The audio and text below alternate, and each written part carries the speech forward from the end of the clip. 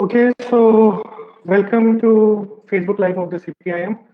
Today marks the 75th anniversary of the defeat of the Nazi forces of Germany. They were defeated by the Soviet forces. And to discuss about this, its relevance today, and actually when we replicate it in the Indian context, what is its importance? We are joined by Sitaram Yechuri, the General Secretary of the CPIM. Hello. Comment, comment Sitaram, let's start with the history part first. Yeah. That what was that moment? I mean, we have the photographs of shoulders, pardon, soldiers putting that red flag over the building in Berlin. And what was the historical context of it? What was that moment basically? Well, that moment was when, to put it in a very, very evocative manner, when Germans started retreating from the Soviet Union. They had virtually invaded the Soviet Union in 1941. And the decisive battle that really turned the tide of the war, when the whole world suddenly came to realize that Hitler was on the retreat, was in 1942, towards the last quarter of 1942, in Stalingrad. And from there, the retreat began of the Germans. And they were continuously pushed back by the Soviet Red Army. Remember, the Soviet Red Army, when bore the brunt of the war effort, 73.5% of the Second World War German troops were in combat with the Soviet Red Army. The rest of the allies all over the other parts of the world and in Europe had to deal with only 27% of the German army. The Soviets bore the brunt of this fascist attack, and they were motivated by a political concern that the world has to be saved from fascism. Otherwise, there is no future for human civilizational advance. And that was the purpose with which they dedicated themselves with all this sacrifice. They were the total number estimated dead in that war, the biggest ever in human history so far, was 75 million people died, apart from more than double that number being injured or maimed. Of this, nearly 30 million were from the Soviet army. So when the pushback began and they started retreating, a German soldier on the walls of Moscow put up a handwritten poster saying, "Farewell, Moscow, we are off to Berlin." And a Red Army soldier comes and scribbles below that, "Don't you worry, we will reach Berlin too." And they reached Berlin. And the significance of that flag hoisting was, and that was on the 30th of April, 30th of April 1945, when the flag was hoisted, red flag was hoisted on top of the Reichstag, which was the headquarters of Hitler. And the same night, Hitler and Goebbels, his propaganda minister, both commit suicide in that building. The final surrender takes place on the 8th, but one division, 60 divisions, one battalion continued to remain defiant in Prague.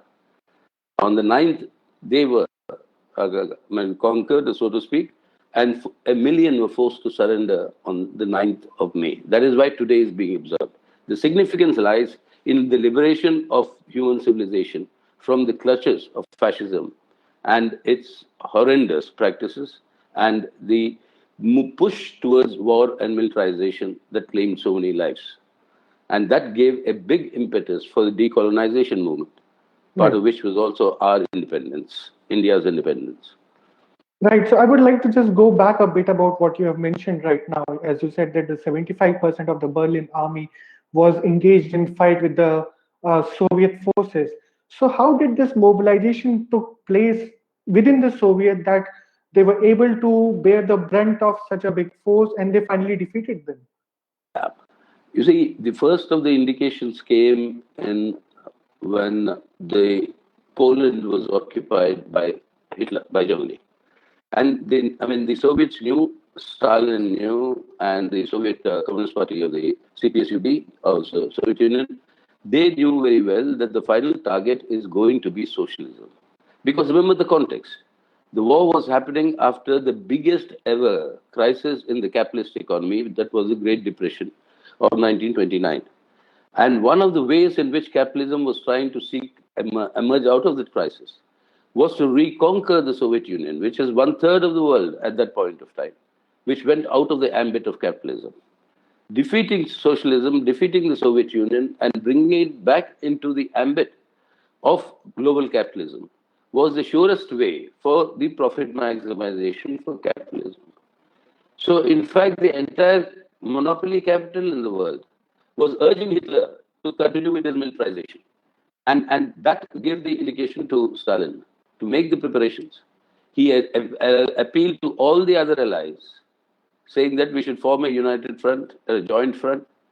They refused. Then the appeal went out again for a second front of the allies to land on the other side of Europe. That was to have come on 1941. It did not land. But by the time Stalin realized in 1938-39 that the allies were not interested in a united or a joint front, he entered into a no-war pact with Germany.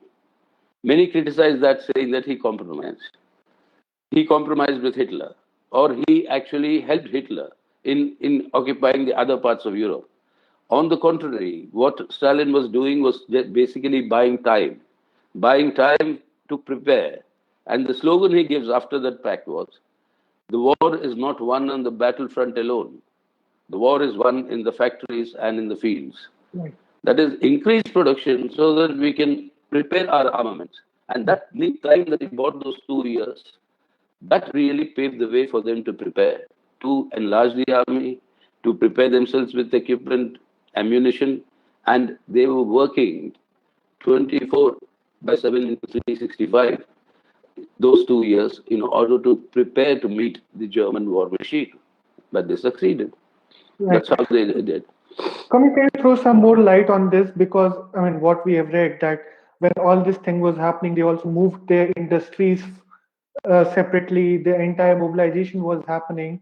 And this was happening despite the fact that allies kept supporting Germany before the war. Yes, allies kept supporting Germany before the war, and allies were hopeful that Germany will defeat the Soviet Union so that we can enlarge the capitalist ambit. And the allies were, in fact, encouraging the German war machine because that was the biggest stimulus that was being provided to get out of the recession, the spending that Hitler did, etc. But what the Soviet Union did was to knowing full well which are the areas where factories are vulnerable.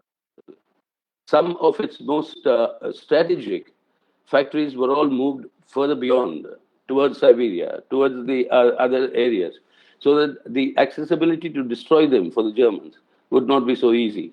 Many of them were relocated, and many of them were, I mean, the transportation, the railway lines were built, which is some 3,000 kilometers of railway lines those days built in order to transport material from one corner of the eastern corner of the Soviet Union, Siberia, to the war front.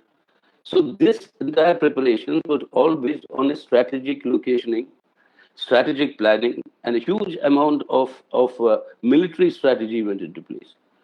Because as the Germans were advancing, there was a scorched earth policy that Stalin adopted.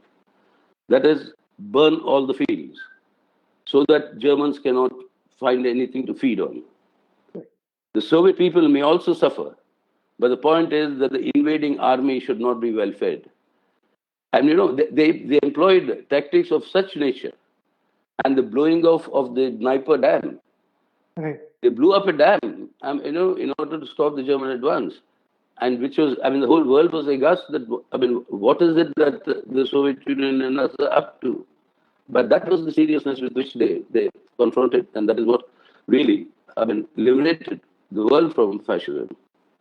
So, Kamit, before we move to the India context, just two last questions vis-a-vis the world politics right now. Yeah.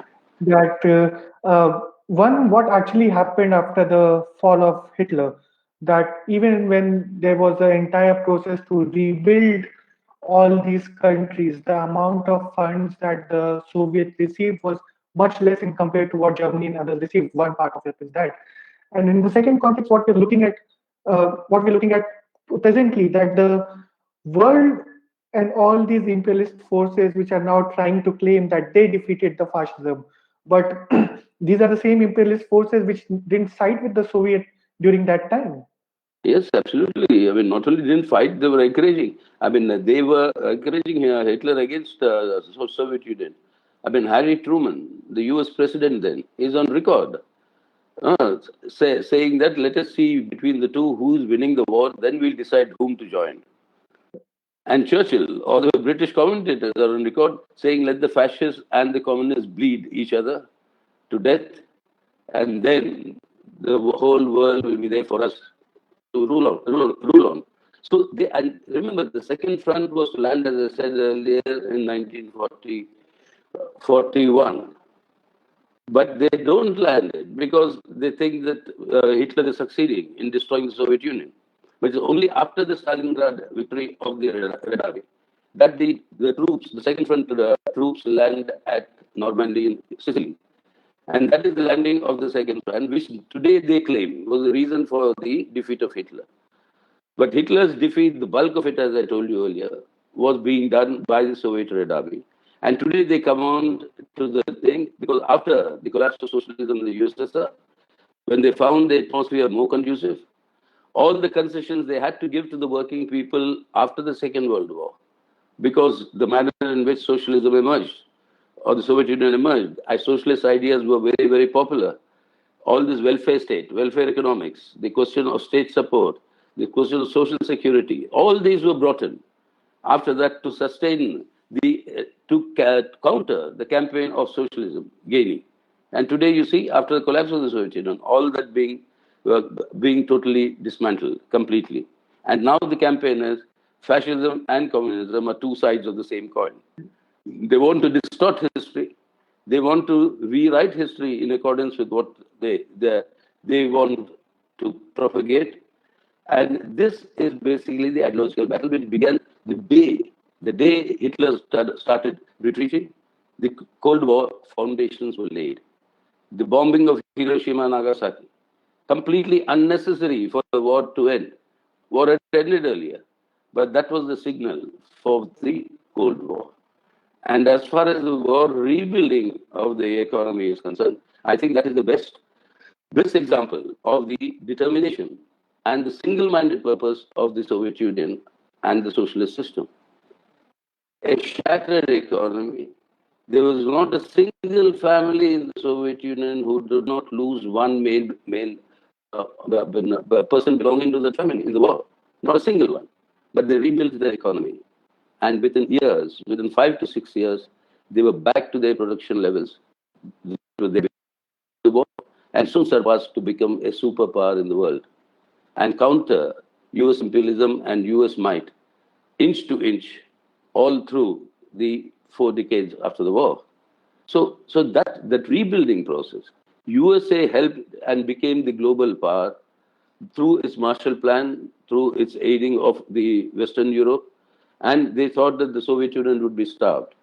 But that starvation didn't happen then. It happened much later for other reasons. But that was not why it happened.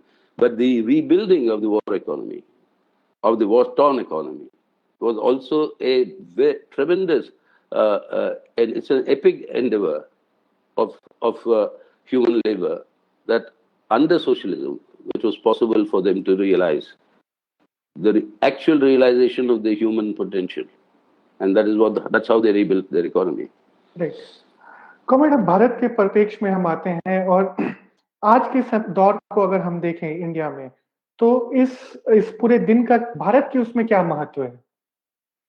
भाई, इस पूरे इस दिन का महत्व इस तरीके से है कि दुनिया के अंदर ही पूरी जो बराबरीता की संतुलन थी, वो संतुलन जो है समाजवाद के पक्ष में बदली। उसका पक्ष में बदलने का मतलब है पुरानी तरीके से जिस तरीके से गुलामी की चल रही थी, और कितने भी गुलाम देश हैं, उन देशों के साथ समाजवादी देशों की संबंध जो है, वहां पे अपने मुक्ति आंदोलन के लिए जो लोग लगे हुए थे, उनको एक बहुत बड़ा प्रेरणा मिला। हिटलर को हरवाने का मतलब सभी देशों में, और खास तौर पर हमारे भारत के अंदर, ये हमारे देश के आजादी के आंदोलन को एक बहुत बड़ा प्रोत्साहन मिला। और उस प्रोत्साहन के चलते हुए जो है, उसके बाद एक बहुत जल्द ही 2 सालों के अंदर ही जो है हम आज़ादी हम प्राप्त कर पाए। सो हमारे देश के अंदर जो आंदोलन जो चल रही थी उसको एक किस्म से एक बहुत बड़ी एक ताकत मिली हिटलर को हरवाने से। और दूसरी ओर से जो पूरी ताकत जो मानव सभ्यता को मिली वो ये था कि आज जो हम समझते हैं कि जो ये हमारी जन्मसिद्ध अधिकार है, जैसे जन्मवादी अधिकार, मौलिक अधिकार, हमारे देश के अंदर एक प्रजातंत्र की व्यवस्था, ये एक इस तरीके से जो व्यवस्था जो बनी, ये व्यवस्था बनने में भी फांसीवादी ताकतों को हराने का एक बहुत बड़ा मकसद था। तो इस तरीके से हम प्रभावित हुए। और जैसे मैं कह रहा था कि और उसी समय उस विश्व युद्ध के बाद जिस तरीके से समाजवादी सोवियत यूनियन हमें आज़ादी के दौर में और आज़ादी के बाद समर्थन देती आई, हमारे देश की जो बुनियादी आत्मनिर्भरता आर्थिक क्षेत्र पर अगर देखें हम, तो उसका एक बहुत बड़ा स्तंभ उस समय सोवियत यूनियन और समाजवाद का एक बहुत बड़ा योगदान रहा। तो इस तरीके से भारत के ऊपर इसका बहुत ही गहरा प्रभाव पड़ा। और इसके चलते हुए कई सारे देशों में कई सारे गुलाम देश उनको आज़ादी मिली। और उसके चलते हुए एक धर्म ने एक नॉन अलाइंड मूवमेंट का जन्म हुआ पैदा। और दुनिया के अंदर भी दुनिया की जो उसूल है, चलने का तरीका है, इन तरीकों को बदलने में उस युद्ध के अंदर फांसीवाद का जो हार जो हुआ उसका एक बहुत बड़ा प्रभाव था। आपने जैसे ये पूरे नॉन अलाइड मूवमेंट की बात की और इन प्रिंसिपल्स की बात की, तो अगर अभी के दौर में हम देखें तो अगर हिटलर की जर्मनी की हम बात करें तो ट्रेड यूनियंस पे एक बहुत बड़ा अटैक था, कम्युनिस्ट पार्टीज पे एक बहुत बड़ा अटैक था। अभी हाल ही के दिनों में पिछले 4-5 दिनों में आया है कि किस तरीके से भाजपा शासित प्रदेश की सरकारें जो यूनियन लेबर लॉज हैं उनको मोल्ड कर रही हैं। तो क्या इन दोनों में एक कनेक्शन देखा जा सकता है? बिल्कुल बिल्कुल जा सकता है, क्योंकि अक्सर यही लोग पूछते हैं कि फांसीवाद का बढ़ावा किस तरीके से किस आधार पे होता है। पहली बात तो ये है कि देखिए 4-5 पहलू है जो मैं चाहता हूँ कि मैं बहुत ही संक्षेप में इन सबकी जिक्र करूँ। पहली बात तो यह है कि जब एक दुनिया के पैमाने पर पूंजीवादी आर्थिक व्यवस्था का बहुत बड़ा शोषण होता है, उस शोषण से बाहर निकलकर अपने मुनाफे के स्तरों को बरकरार रखने के लिए एक तरीका होता है कि वो मजदूर वर्ग और मेहनत कश जनता के ऊपर आर्थिक शोषण और तेज करें। और ये आर्थिक शोषण तेज करते हुए ही वो अपने मुनाफे बढ़ा सकते हैं। मुनाफे बढ़ाने का मतलब ये है कि दूसरी ओर से गरीबी बढ़ रही है, शोषण बढ़ रहा है। इसलिए आज जो आप देखें ये विरोधाभास, आर्थिक विरोधाभास जो आज दुनिया में दिख रहा है, खासतौर से अपने देश के अंदर अपने 108 जो खरबपति है अपने भारत के अंदर, उनके पास जितनी संपत्ति है वो देश के 70% जनता के पास कितनी संपत्ति है उससे 4 गुना ज्यादा ये 108 लोगों के हाथ में। यानी इस संकट से बाहर निकलने के लिए आपको चाहिए इस शोषण को तेज करना। दूसरी बात, इस शोषण को अगर तेज करते रहना है, बरकरार रखते रहना है, तो मजदूर वर्ग को, जनता को जो जनवादी अधिकार है विरोध करने का, उनके जो कानूनी अधिकार संघर्ष करते हुए कई दशकों के संघर्षों के बाद वो अपने हासिल किए हैं, उन अधिकारों को कुचलना जो हिटलर ने किया वहां पे, उसी तरीके की बात आज क्या देख रहे हो आप उत्तर प्रदेश, जैसे आपने कहा, बिल्कुल उत्तर प्रदेश और मध्य प्रदेश 2 प्रांतों में कह दिया कि कोई श्रम कानून लागू नहीं होगी अगले 3 साल। उत्तर प्रदेश में 3 साल के लिए और मध्य प्रदेश में 1000 दिन के लिए। कई सारे राज्य हैं, तकरीबन 8 राज्य, जिन्होंने कहा कि मजदूरों को अब काम करना होगा 8 घंटे नहीं हर दिन, लेकिन 12 घंटे, यानी 8 घंटे प्रतिदिन काम करने की अधिकार कई दशकों के बाद किए मजदूर वर्ग ने दुनिया में। मई दिवस का मतलब ही उसी के साथ जुड़ता है कि ये 8 घंटे की दिन के लिए जो उपलब्धि हासिल की, आज उसी को कुचला जा रहा है। यानी हिटलर जिस तरीके से मजदूर वर्ग के अधिकारों को, मजदूर वर्ग की जो एकजुट होने के अधिकार, यूनियन बनने की, उन यूनियनों बनने की वो अधिकार भी कानून बदल दिया। आज हमारे देश के अंदर भी वही उसी तरीके की प्रवृत्ति शुरू हुई है, जहां पर यूनियन बनाना भी बड़ी मुश्किल हो जाती है। और ऑलरेडी हमारे देश के अंदर व्यवस्था क्या हुई, मजदूर वर्ग के अंदर सिर्फ 7% से कम आज संगठित मजदूर, बस बाकी सब असंगठित मजदूर। जो दिहाड़ी पे काम करते हैं, हर दिन उनका काम ही अलग होता है। जो टेम्पररी वर्कर है, कैजुअल वर्कर है, कॉन्ट्रैक्ट वर्कर है, उनके कोई अधिकार तो इस तरीके से छीने जा रहे हैं।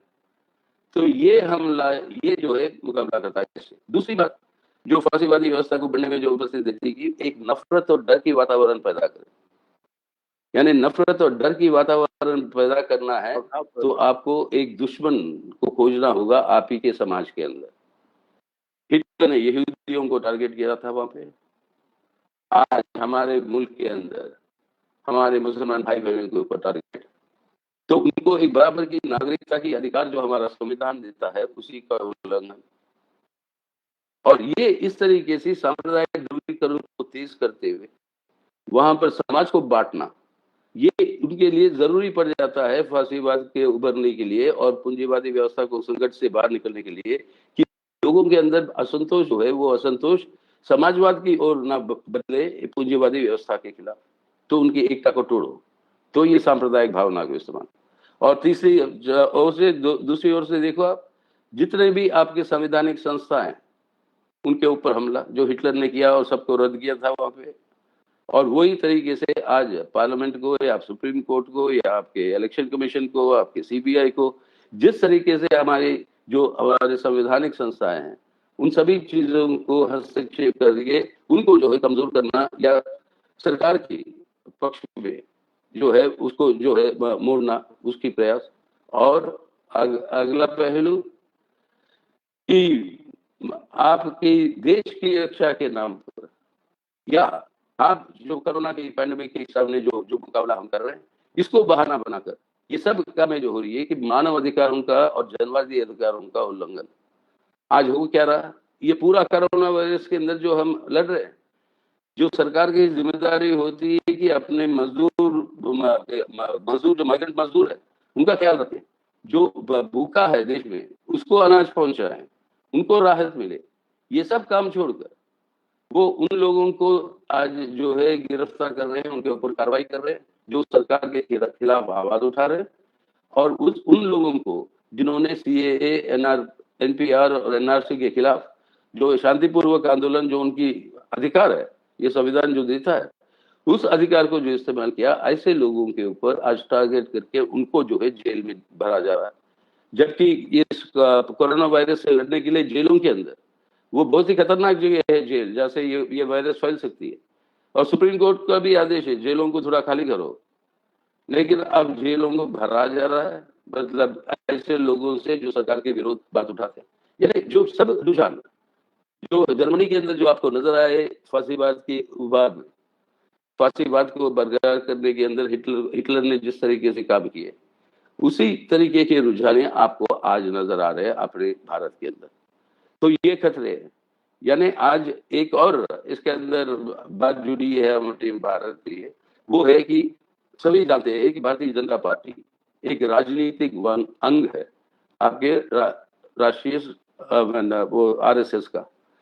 तो अगर ये राजनीतिक अंग है आरएसएस का, आरएसएस की जो एजेंडा वो एजेंडा है इस धर्मनिरपेक्ष जनतंत्र के गणराज्य को बदलकर वहां पर एक कट्टरपंथी, एक फांसीवादी व्यवस्था, एक धार्मिक कट्टरपंथी के आधार पर उस तरीके की व्यवस्था, एक हिंदुत्व राष्ट्र के नाम जो वो कहते हैं, वो हिंदुत्व राष्ट्र के नाम पर वो जो जाना चाहते हैं, जो उनका खुलेआम उनका जो प्रोग्राम है उसको आगे ले जाने की कोशिश। यानी इस एक धर्मनिरपेक्ष जनतंत्र की गणराज्य की व्यवस्था, इसको खत्म करके उस तरीके की एक कट्टरपंथी फांसीवादी व्यवस्था को लाने की वो जो उनका व्यू है उसको आगे ले जा रहा है। तो ये जो है खतरे है आज, जो विश्व युद्ध से पहले ही फांसीवाद जो उभरा था वहां पर, उन परिस्थितियों में आज उसी तरीके की एक आर्थिक संकट है दुनिया में। उसके अलावा आज ये कोविड पैंडेमिक है जिसका बहाना इस्तेमाल करके ये सब किया जा रहा है। तो ये एक खतरनाक संकेत है। तो इसलिए कोविड पैंडेमिक के साथ जो गलत लोग हैं उनको राहत पहुंचाने में आगे रहने की जिम्मेदारी है हम सबकी, लेकिन साथ ही साथ जिम्मेदारी है इस तरीके की भी जो रुझान आ रहे हैं उसके खिलाफ भी लड़ने का। Comment, I would like to draw a parallel between what happened that time in Soviet and what's happening right now in India. And when, as you said, that when the Hitler's army was attacking, it was the working class which came forward, people of Soviet which came forward and fought it. If you look in the Indian context, there has been a relentless attack on the working class in last 6, 7 years since the BJP has come to power. But it's again the trade unions which have fought it, the peasant movements which have fought it. So in this context, how do you see the role of left organizations in fighting this? Very important role. I mean, because after all, who's galvanizing? These protests also. The left is playing a major role in actually bringing together. I mean, if you just look at it, I mean, the entire issue of agrarian distress. If that was highlighted, it was highlighted through the long marches that were led under the red flag of the Kisan Sabha. It was organized through the protest movements of agricultural labor that took place all over the country. To the extent that at the time of the last general elections, there was no single party in the country which should not effort not to talk about the issue of agrarian distress and to offer solutions to it. Same in the case of the working class. And for the first time in India, you saw the worker and the farmer and the agricultural labor coming together in joint actions. It's a very significant development. And it is these developments that is what sought to be disrupted with this communal polarization, with rousing jingoistic nationalism. You see, these are the things that they are attempting to do. न बिल्कुल सही सवाल आपने कहा कि मजदूर वर्ग और किसान और खेत मजदूर इनकी जो एकता है, जिस तरीके से सोवियत संघ में उस समय हिटलर का मुकाबला करने के लिए वहां के मजदूर वर्ग और वहां के किसान और वहां के मजदूर किसान एकता जो है वो उभर कर आई है कि उस तरीके की शुरुआती मैं कहूँगा बिल्कुल शुरुआत यहाँ पे नजर आ रहा था पिछले कुछ सालों में बड़े बड़े पहले होते थे बड़े बड़े मजदूरों के आंदोलन, बड़े बड़े किसानों के आंदोलन। अब मजदूर किसान मिलकर खेत मजदूर के साथ मिलकर ये आंदोलन होना शुरू हुए। ये एक बहुत बड़ी एक उपलब्धि है। अब इन्हीं चीजों को आगे ना बढ़े, एक सामाजिक परिवर्तन ना हो, इसको रोकने के लिए ये एकता जो बन रही है, उस एकता को रोकने के लिए, उस एकता को तोड़ने के लिए सांप्रदायिक ध्रुवीकरण की इस्तेमाल होती है और उनके सांप्रदायिक राष्ट्रवाद का इस्तेमाल होता है और उसको इस्तेमाल करते हुए एक ऐसी जज्बाती माहौल पैदा करे ताकि जो है असली सवालों को पीछे हटाने की बात जो पिछले चुनाव में जो हुई, तो ये इन सवालों को सामना करना पड़ा। फासीवादी तत्वों को अगर रोकना है, उस तत्वों को रोकना है, तो ये एकता की बहुत जरूरी है। जिस एकता को ही वो तोड़ना चाहते हैं उनके सांप्रदायिक ध्रुवीकरण के हथियार से। Right. So this also, as I mean, as you pointed out earlier, that after the World War, Soviet rebuilt itself. And in today's context, when we look at the COVID pandemic and the lockdown that we're facing, reports are coming that it's going to have a vast impact on employment, on economy.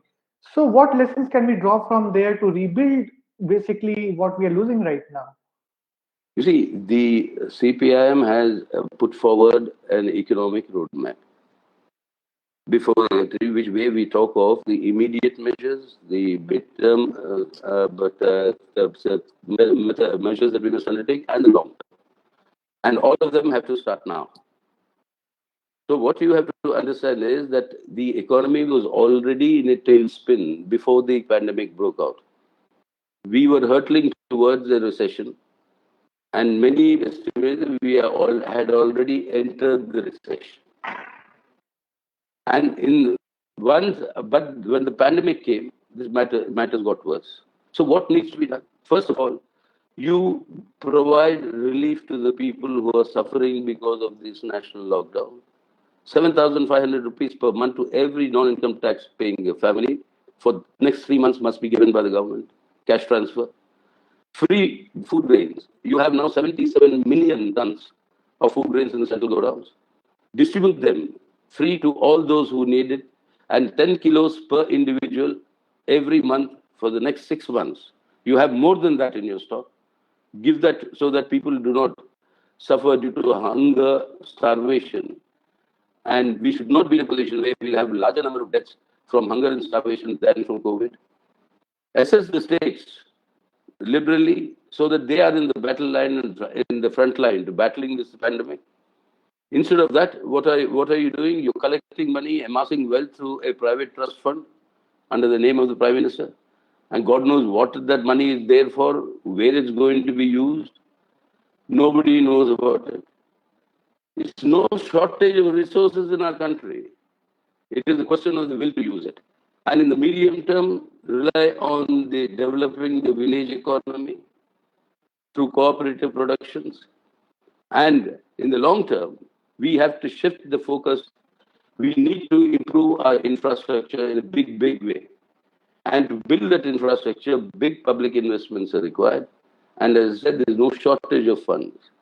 We have now waived off or written off something to the tune of 7.78 lakh crores of rupees of dues taken by your rich and the corporates, of the loans taken by them. During this lockdown, you waived off 68,860 crores, nearly 70,000 crores of these loans that big corporates have taken. Today, the news has come that people who have taken loans more than 400 crores from the State Bank of India under this government in 2015, and they ran away from India in 2016, and now the case is being filed in 2020. No shortage of resources. You give big public investments.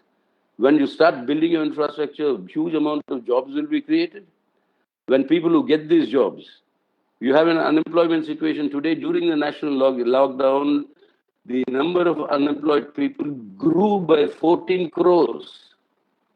And in this situation, this is the only way that we have to start from now, generate employment, and when they start spending their wages, that is when demand is generated. Your closed factories will start opening up. There is a possibility of economic recovery. तो इसलिए ये बात को हमें समझने की जरूरत है कि ये कोविड की ये बीमारी महामारी आने से पहले ही हमारी अर्थव्यवस्था एक बहुत ही गंभीर संकट में थी और एक मंदी की ओर हम चल रहे थे। मेरे हिसाब से मंदी में पहुंच गए थे और उसके बाद उसके तुरंत ही ये महामारी आती और ये नेशनल लॉकडाउन के चलते हुए महामारी के सामने इसका मुकाबला करते हुए ये आर्थिक संकट और गहरा हुआ। ये स्पष्ट नजर आ रहा है सबको। 14 करोड़ लोगों की नौकरियों की छटनी हो गई, गुजारा नहीं है उनके पास। आप देख रहे हो हमारे माइग्रेंट मजदूर भाई किस तरीके से वो अपने घर पे जा रहे हैं क्योंकि लाचारी है, कहीं पर उनको ठिकाना नहीं है, खाना नहीं है, रहने के लिए उनके पास पैसे नहीं है। ऐसी व्यवस्था में हमने सरकार के सामने कहा कि इस पैंडेमिक को भी अगर आपको सामना करना है और हमें जीतना है और अर्थव्यवस्था को भी सुधारना है तो हमने एक रोड मैप सरकार के सामने पेश किया जिसके अंदर हमने कहा फौरन जो काम करनी है और आपको मीडियम टर्म माने छोटे समय में जो काम करनी है और आपको लॉन्ग टर्म जो काम करनी है, ये तीनों अभी से शुरू करें। आप फौरन करना क्या है? हमारे देश के लोगों को जिंदा रखना है। भूखमरी नहीं होनी चाहिए भारत में और ऐसा ना हो कि महामारी से ज्यादा लोग भूखमरी से मरे। और कितने लोग आज अपने घर जाते जाते रेल के नीचे आके कुचल जा रहे हैं, कितने लोग आज भूख से मर रहे हैं रोडों पे, रास्ते पे। साधनों की कोई कमी नहीं है हमारे देश में। अगर हम हेलीकॉप्टर से फूल बरसा सकते हैं, वही हेलीकॉप्टर से खाने भी दे सकते हैं इन लोगों को जो पैदल जा रहे हैं। साथ ही साथ हो सकता था दोनों काम। इसलिए हम कह रहे हैं ये जिनकी आज रोजगार और रोजमर्रा की जिंदगी बर्बाद हो गई, वो सब जो इनकम टैक्स के पैसे जमा नहीं करते, ऐसे परिवार जितने भी है अपने देश में, उन सबको 7,500 रुपए हर महीने 3 महीने तक उनको जो है आप कैश ट्रांसफर करवाइए। दूसरी ओर आपके पास अपने देश की केंद्र सरकार के पास 8 करोड़ टन से ज्यादा अनाज आज अपने सेंट्रल गोडाउनों में है।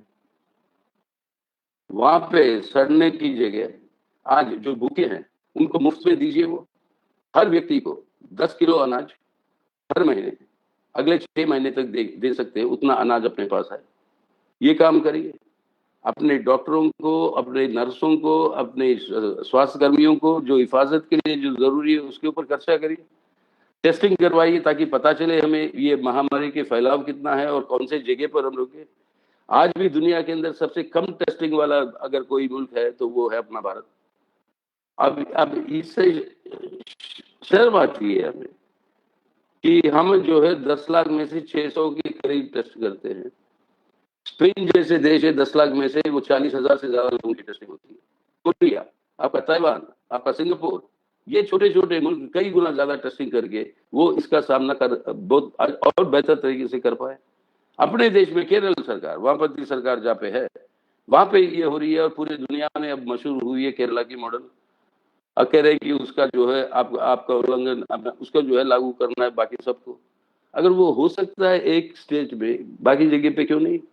तो आज इस पे खर्च करिए फौरन। दूसरी ओर आपको शॉर्ट टर्म में करना क्या है? आपकी विलेज इकोनॉमी को रिवाइव करना है और कोई चारा नहीं है। आपका मनरेगा प्रोग्राम है, उसको मजबूत करिए, लोगों को तक जीने की सहारा दीजिए और आपका कोऑपरेटिव है उसके माध्यम से उत्पादन के ढांचे खुलवाइए। ये सब काम करना है शॉर्ट टर्म में। लॉन्ग टर्म में एक बहुत अहम सवाल है कि इस संकट से हम कैसे निकल सकते हैं, आर्थिक संकट। उसका निकलना है तो बड़े पैमाने पर सरकारी निवेश करने की जरूरत है और ये सरकारी निवेश में जरूरी है क्योंकि अपना इंफ्रास्ट्रक्चर बना है, बहुत कमजोर है हिंदुस्तान का। इस इंफ्रास्ट्रक्चर को बनाने के लिए आपको जितने भी साधन की जरूरत है वो साधन की, जैसे मैं कह रहा था, कोई कमी नहीं है देश में। 108 खरबपति अपने देश के अंदर, उनके हाथ में जितनी संपत्ति है वो देश के 70% जनता के हाथ में जितनी संपत्ति है उससे 4 गुना ज्यादा 108 लोगों के हाथ में। धनी लोग पर थोड़ा टैक्स लगाइए, आप धन पर थोड़ा टैक्स लगा सकते हैं और उसके अलावा भी आप जो माफी दे रहे हो कर्जों की, 7,78,000 करोड़, 7,78,000 करोड़ रुपए की माफी दी है ये मोदी सरकार ने पिछले 5 सालों में। इस साल ये कोविड की महामारी चल रही है, नेशनल लॉकडाउन हो रहा है, तकरीबन 70,000 करोड़ की कर्जों को माफ किया है बड़े बड़े पूंजीपतियों की। अपने किसानों का जो कर्जा है एक बार माफ करने की बात है, वो हम कहते तो मानते नहीं है। जो किसान आत्महत्या कर रहा है बेचारे लाचारी से, लेकिन उस सब के लिए पैसा है, वो सब बंद करो तो कोई साधनों की कमी नहीं है और उसको सरकारी निवेश में लगाओ और ये इंफ्रास्ट्रक्चर बनाने के लिए करोड़ों की तादाद में नौकरियां देनी पड़ेगी लोगों को। ये जब अपनी नौकरी करेंगे, इंफ्रास्ट्रक्चर बनाएंगे, अपनी वेतन लेंगे, वेतन खर्चा करेंगे, तब जो है मांग बढ़ेगी हमारे अर्थव्यवस्था में और उसके आधार पर जो बंद फैक्ट्रियां खुल सकती। तो ये रास्ता है सामने स्पष्ट रूप से और मार्क्सवादी कम्युनिस्ट पार्टी की यही है। हम बाकी पार्टियों से भी आग्रह किए, उन सबको भी भेजा है ये plan.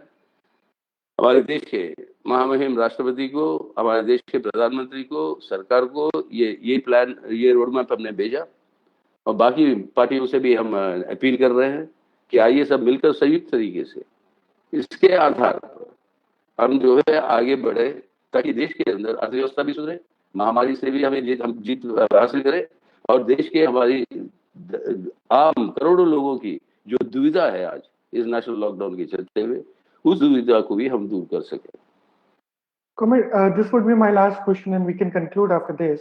That we have seen what Soviet did that time, and in current times we have Cuban doctors going to different places, and during this pandemic we have Kerala model. We have seen how Vietnam has done things.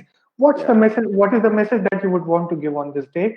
One, because the left, as you said, will now face more and more attacks because the right is clearly afraid of one force which can actually take it on. That's right, absolutely. I mean, the left will be the prime target because whatever be our strength, the communal forces know very clearly that both in terms of combating communalism and in protecting an alternative and in organizing public protests and mobilizing people, the left is the most potent force. So the target will be there. But what we should learn and what we should do to try and implement in our country? Look at China, where the first case broke out, and it took six weeks before anybody could understand what is this new pathogen. Everybody thought it was something, an older one, like the SARS or like the Nipah or like the bird flu, the swine flu, whatever flus you had earlier. Yes, it is one variety of a flu, but it's a new variety. It took till from December till the 11th of March, till when the WHO announced that it was the COVID pandemic. The name COVID was given 11th March, and it was a pandemic. Now, it took such a long time to understand. They had the largest number of cases, China. And look at them, their economic activity, Wuhan has reopened and they restarted. Neighboring Vietnam does not have a single death, single coronavirus death. Cuba, you yourself mentioned the manner in which they are sending medical assistance teams and brigades to help nearly 50 countries. Or look at our own China. I mean, our own Kerala, not China, our own Kerala. Or look at Korea, look at even South Korea, Taiwan, Singapore.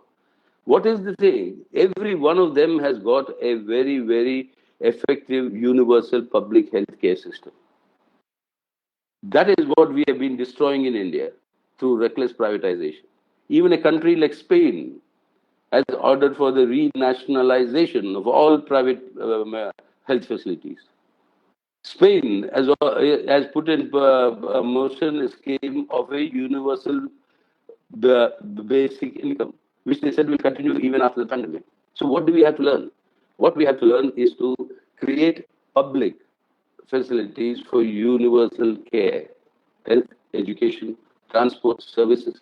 And that is why all over the world today, the hue and cry is coming that we need more socialism under capitalism. And in fact, this is picking up everywhere, saying the state has to step in a big way. The government's responsibility is to come in a big way. So this is what we have to learn. And that is where the superiority of socialism has once again been demonstrated in how it is battling this pandemic. अगर कुछ सीखना है हमें इसे दुनिया से, वो यही सीखना है कि सामाजिक व्यवस्था जब एक समाजवादी व्यवस्था के रूप में बदलेगी, तब जो है बहुत सारे ऐसे समस्या हल हो सकती है। आज अनुभव देखिए आपका वियतनाम का, क्यूबा का, चीन के अंदर ही, कोरिया में या अपने केरला में, जहां पर भी आपका स्वास्थ्य का व्यवस्था एक सरकारी जिम्मेदारी के आधार पर सबके लिए जवाब होता है, वहां पर इस तरह के महामारी से निपटना और आसान होता है। तो ये जरूरी है आज के दिन कि सरकार की जिम्मेदारी आज जो है सरकार निभाए।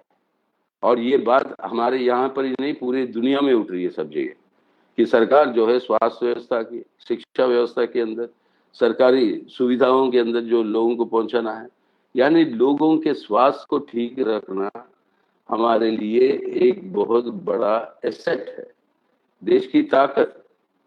और वो देश के लोगों को बीमार करके नहीं, महंगाई रखिए दवाइयों के दाम उससे नहीं, लेकिन सबको मिल सके वो एक व्यवस्था करने की जरूरत है। तो ये सीखना है कुछ हमें। तो एक स्वास्थ्य व्यवस्था के लिए अपना खर्चा जो आज बहुत ही कमजोर है अपने भारत के अंदर, अपने जीडीपी के 1% से कम खर्च करती है केंद्र सरकार पब्लिक स्वास्थ्य पे, उसको कम से कम 3 से 5% बढ़ाने, शिक्षा पे वो कम से कम 6% तक तो बढ़नी।